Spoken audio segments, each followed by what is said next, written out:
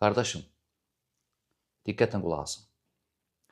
Aşura günü oruc tutmaq Peyğəmbər sallallahu aleyhi və səlləmin sünnəsində varid olub.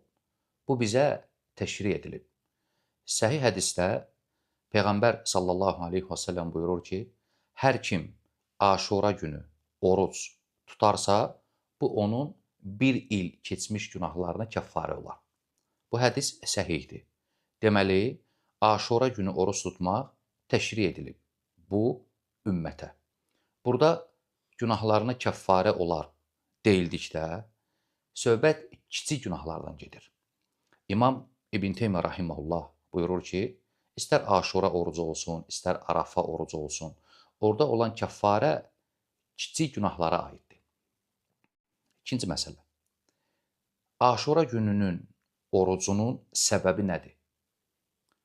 İbn Abbas radiyallahu anhuma xəbər verir ki, Peyğəmbər sallallahu aleyhi və səlləm Mədinəyə gələndə gördü ki, Yahudilər oruc tutub. Bunun səbəbini soruşdu.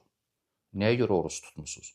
Dedilər ki, bugün Allah subhanahu və teala Bənu İsraili düşmənlərindən azad edib. Yəni, Musa Peyğəmbər qalib gəlib Firavuna. Və biz də bugün oruc tuturuq.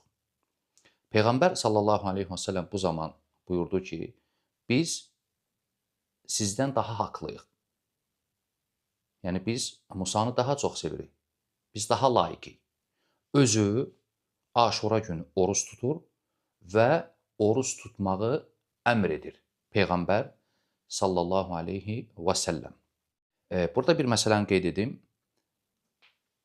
Aşura orucu yaxşı olar ki, bir gün Aşuradan qabaq, yəni Məhərrəm ayının 9-u tutasan. 9-u və 10-u Aşura.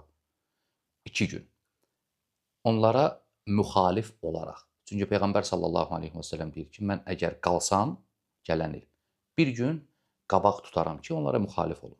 Lakin Peyğəmbər sallallahu aleyhi və səlləm dünyasını dəyişir. Ona görə yaxşı olar ki, 9-u və 10-u tutasan. Yox, əgər tək 10-u tutsan, Məhərrəm ayının 10-u Aşura günü, sən o savabı götürürsən.